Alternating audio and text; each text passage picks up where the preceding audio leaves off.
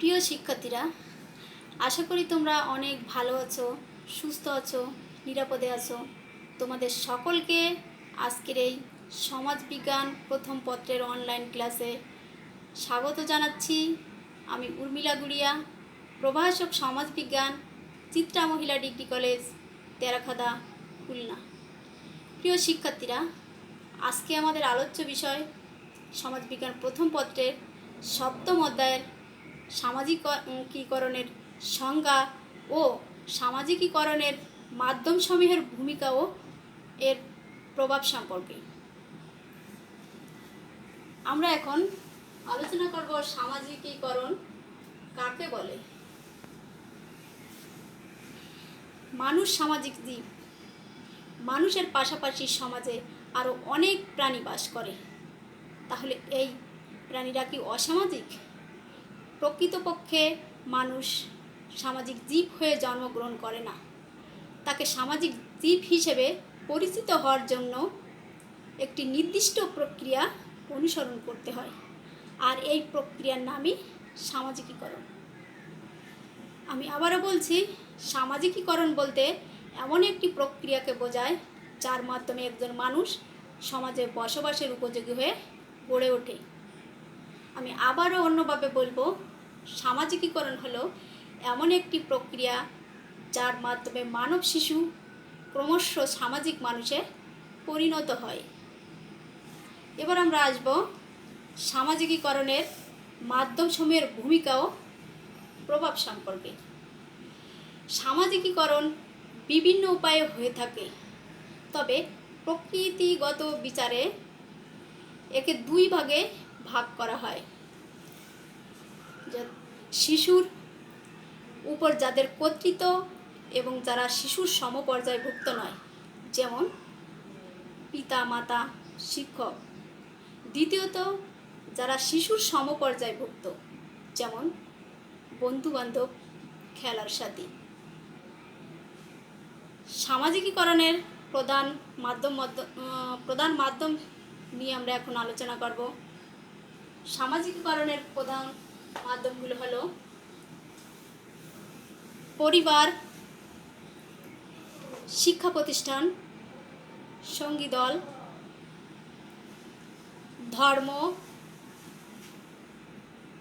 ধর্মীয় প্রতিষ্ঠান, পেশাগত সংস্থা, বই ও পত্রপত্রিকা, গণমাধ্যম, রাষ্ট্র, জ্ঞাতি সম্পর্ক। আমরা এখন আলোচনা আসব সামাজিকীকরণে পরিবার কিভাবে ভূমিকা পালন করে। শিশুর সামাজিকীকরণের প্রাথমিক বাহন হিসেবে কাজ করে পরিবার। শিশু শিক্ষার প্রাথমিক হাতেখড়ি শুরু হয় পরিবারে। শিশুরা যেহেতু অনুকরণ প্রিয়, সেহেতু পারিবারিক পরিবেশে শিশু যে শিক্ষা পায় তা তার সামাজিকীকরণ গঠনের আজীবন ভূমিকা পালন করে। বিখ্যাত মনোবিজ্ঞানী সিগমান্ড ফ্রয়েডের মতে, কোনো ব্যক্তির বিচার বুদ্ধি তার পিতামাতার বিবেক বুদ্ধির উপর নির্ভরশীল, অর্থাৎ শিশু গৃহ পরিবেশে তার পিতামাতার ধ্যান ধারণা ও মূল্যবোধ দ্বারা প্রভাবিত হয়।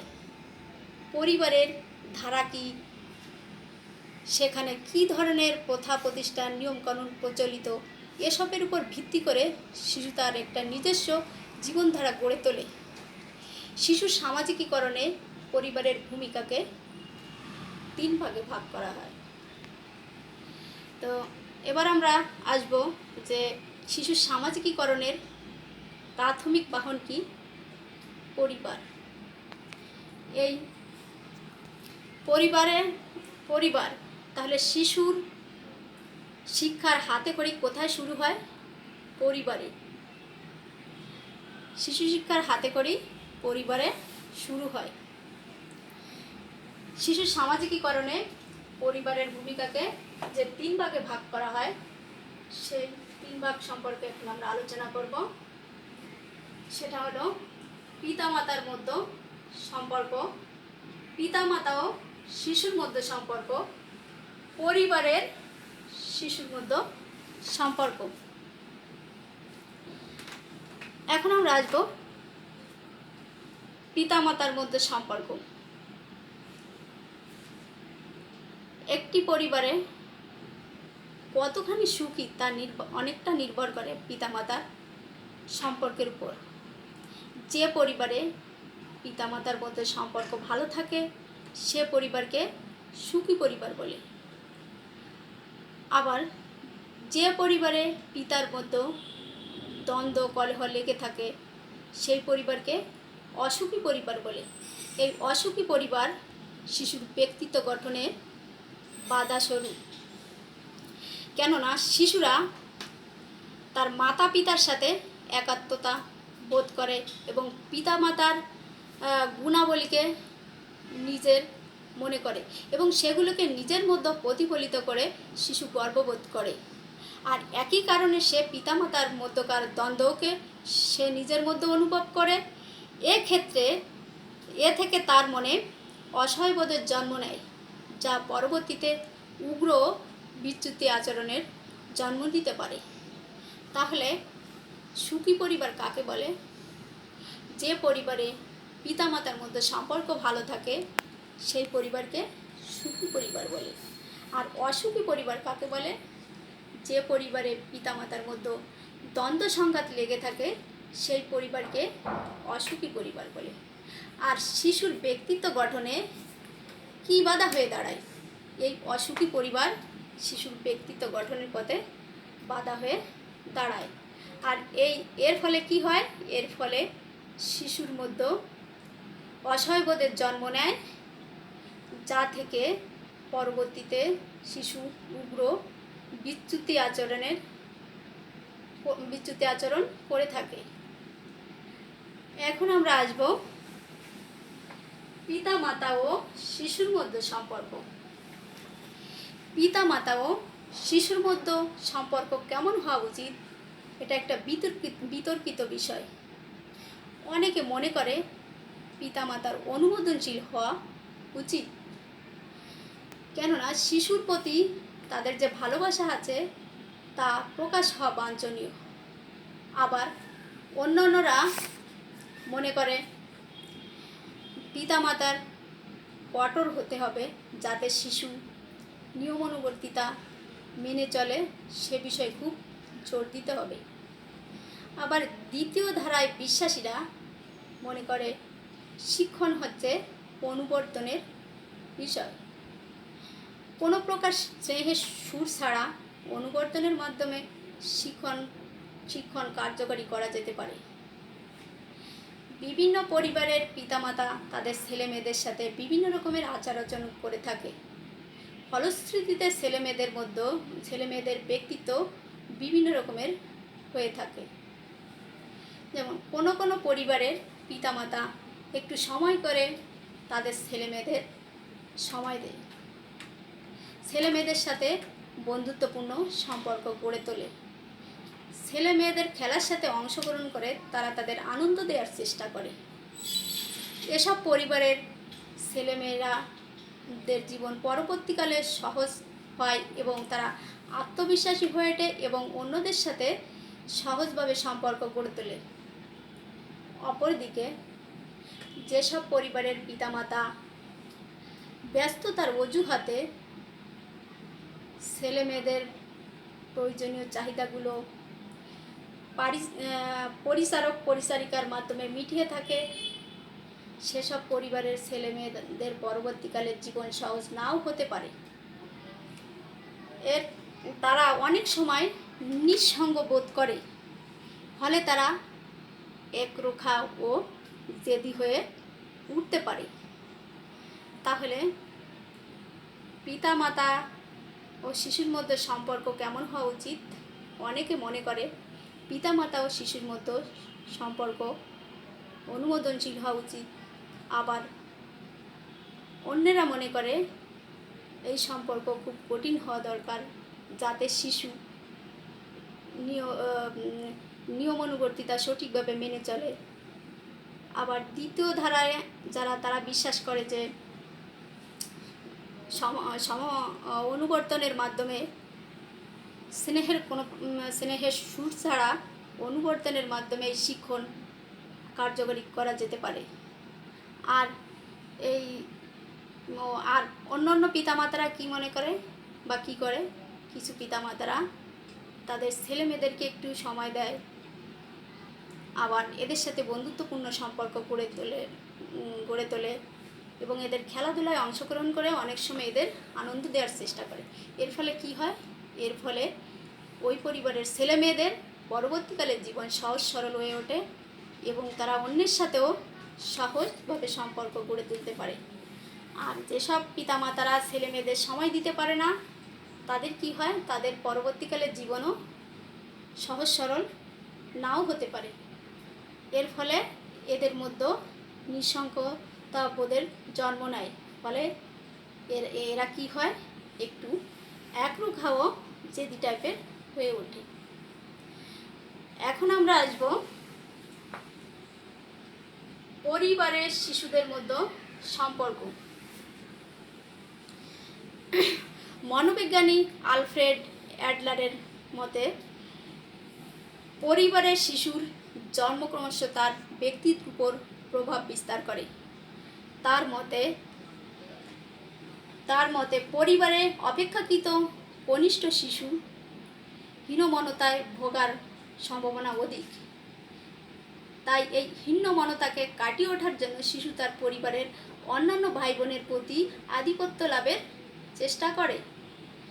তাহলে কোন শিশু হীনমন্যতায় ভোগার সম্ভাবনা বেশি থাকে?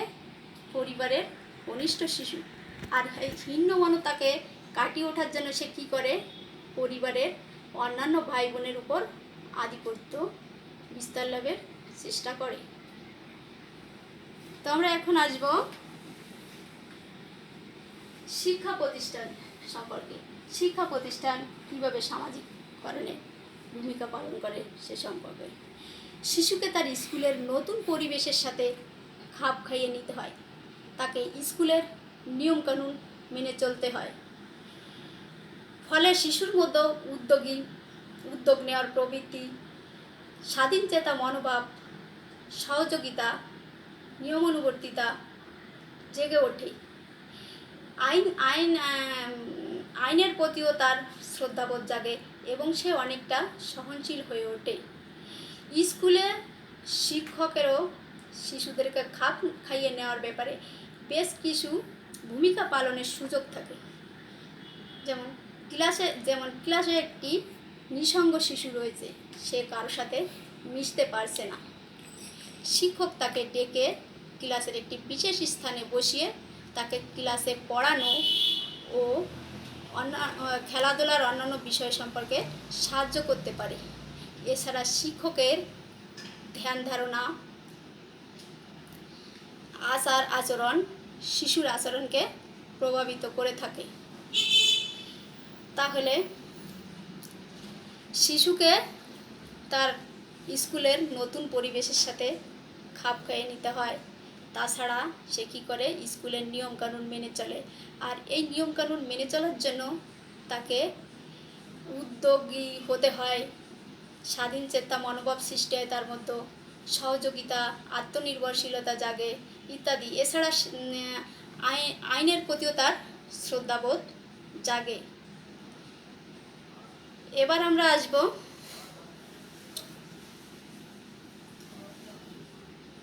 সঙ্গী দল। এই সঙ্গী দল সামাজিকীকরণে কিভাবে ভূমিকা পালন করে সে সম্পর্কে।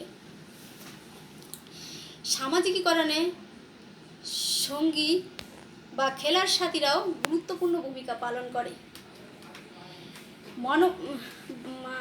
মার্কিন শিক্ষাবিদ হেভিগাস্ট এর মতে শিশুর সঙ্গী দল তার ব্যক্তিত্বকে চারভাবে প্রভাবিত করে।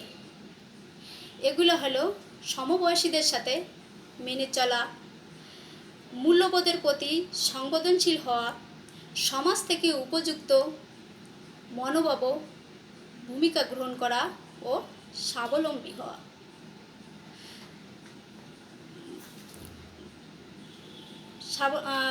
মনোবিজ্ঞানী কিলফোর্ড শিকাগোতে পর্যালোচনা চালিয়ে দেখিয়েছেন, পর্যালোচনা চালিয়ে দেখেছেন যে অপেক্ষাকৃত দরিদ্র লোকেরা যে মহল্লায় বাস করে সেই মহল্লার শিশুরা অপরাধপ্রবণ কাজে বেশি জড়িয়ে পড়ে এবং ওই সব এলাকার শিশুরা রাস্তা, অলিগলি, রেললাইন খেলাধুলা ও চলাফেরা করতে দেখা যায়। অপরদিকে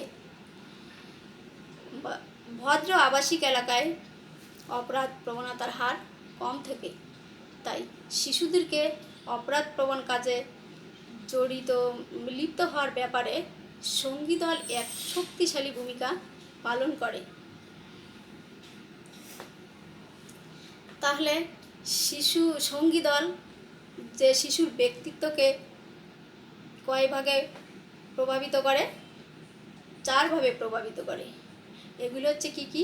সমবয়সীদের সাথে মেনে চলা, মূল্যবোধের প্রতি সংবেদনশীল হওয়া, সমাজ থেকে উপযুক্ত মনোভাব ও ভূমিকা গ্রহণ, আর হচ্ছে স্বাবলম্বী হওয়া।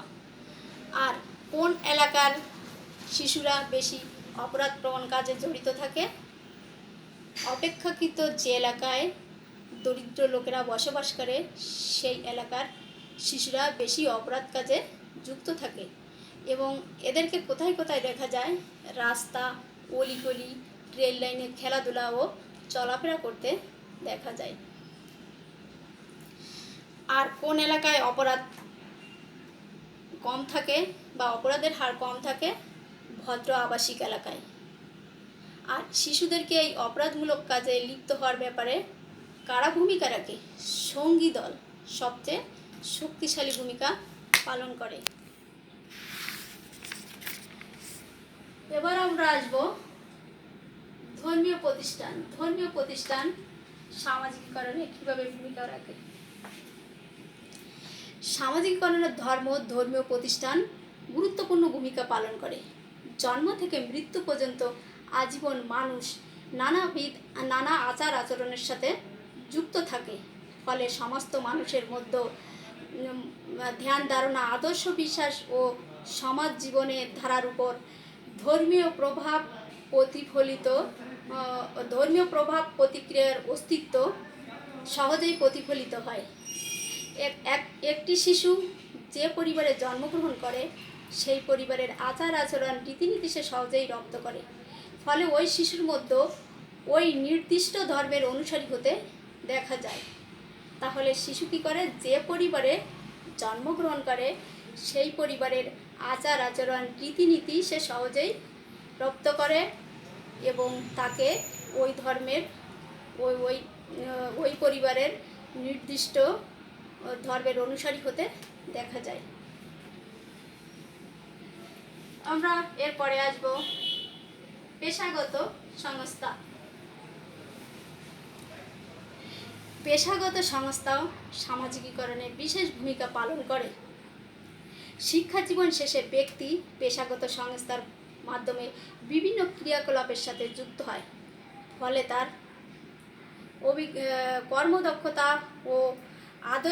কর্মদক্ষতা ও আদর্শ বিষয়ক নানা অভিজ্ঞতা সঞ্চয় করে, যা বৃহৎ সমাজের সাথে তার সামঞ্জস্য সাধনের সহায়ক হিসেবে বিবেচিত হয়। যদি প্রতিষ্ঠানের নিয়মকানুন ও আদর্শ ঠিক থাকে তবে ব্যক্তির মধ্যে তার প্রভাব পড়ে। তো ব্যক্তির মধ্যে কিসের প্রভাব পড়ে? যদি প্রতিষ্ঠানের আদর্শ ও নিয়মকানুন ঠিক থাকে তবে ব্যক্তির মধ্যে সেগুলো প্রভাব পড়ে।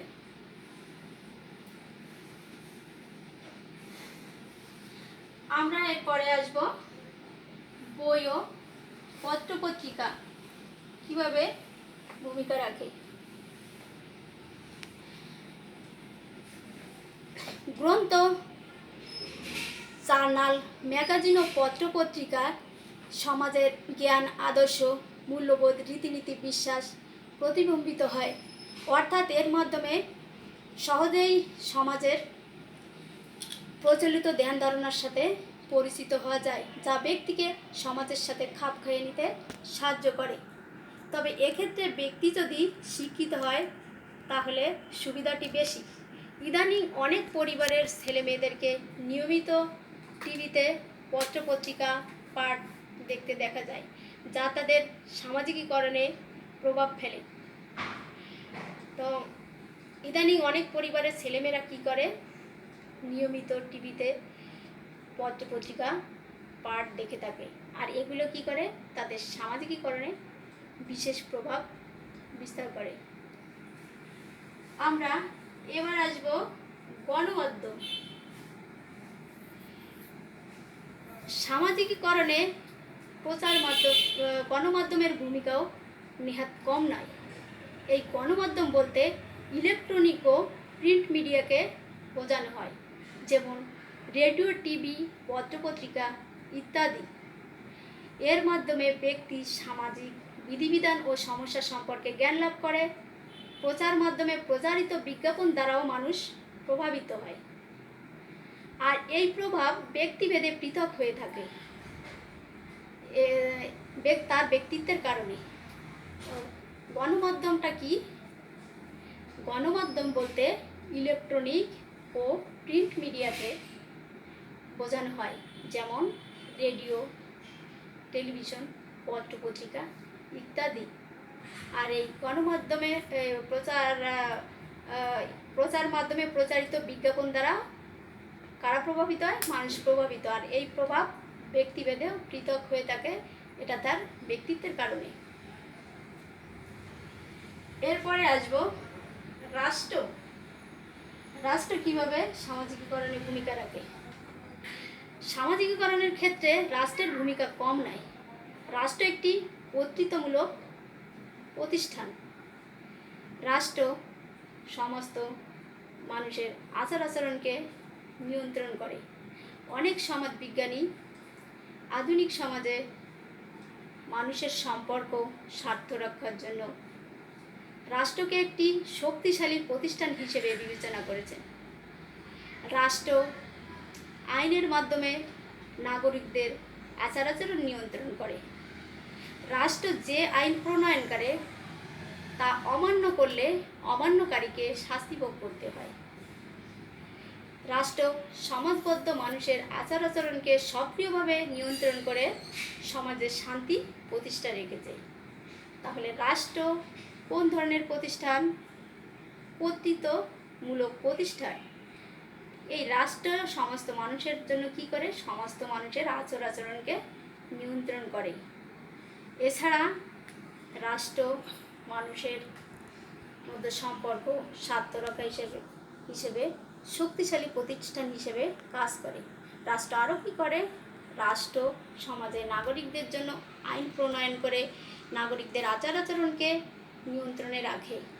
আর এই আইন অমান্য করলে অমান্যকারীকে কী ভোগ করতে হয়? আইন অমান্য করলে অমান্যকারীকে শাস্তি ভোগ করতে হয়। আর রাষ্ট্র সমাজে কিভাবে শান্তি শৃঙ্খলা বজায় রাখে?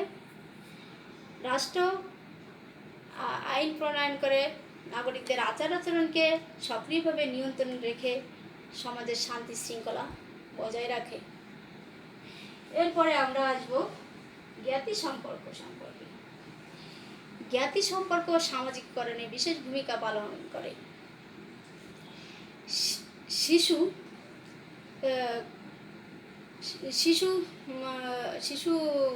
ছোটবেলা থেকে ব্যক্তি এই জ্ঞাতি গোষ্ঠীর সমন্বয়ে মানুষ হয়। তারা পারিবারিক পরিবেশ ছাড়াও পরিবারের বাইরে বিভিন্ন আত্মীয় স্বজন ও জ্ঞাতি গোষ্ঠীর লোকের সাথে ওঠা বসা চলাফেরা করে সমাজে প্রতিষ্ঠিত মানুষ হিসেবে গড়ে তোলার সুযোগ পায়। পরিবার ও শিক্ষক যেমন তাদের ভুল ত্রুটি সংশোধনের জন্য তাদের দিক নির্দেশনা দিয়ে থাকে, তেমনি ও জ্ঞাতীয় আত্মীয় স্বজনের লোকেরা ব্যক্তিকে অনুরূপ শিক্ষা দিয়ে থাকে। তাই ব্যক্তির দিক নির্দেশনার ক্ষেত্রে জ্ঞাতি ও আত্মীয় স্বজনেরও সুদূর প্রসারী ভূমিকা রয়েছে। তো সামাজিকীকরণের ক্ষেত্রে জ্ঞাতি সম্পর্কের ভূমিকাও কম নয়। তো প্রিয় শিক্ষার্থীরা, আজ এ পর্যন্তই পরবর্তী ক্লাসে আবার দেখা হবে। ততক্ষণে সবাই ভালো থেকো, সুস্থ থেকো, নিরাপদে থেকো। সবাইকে ধন্যবাদ।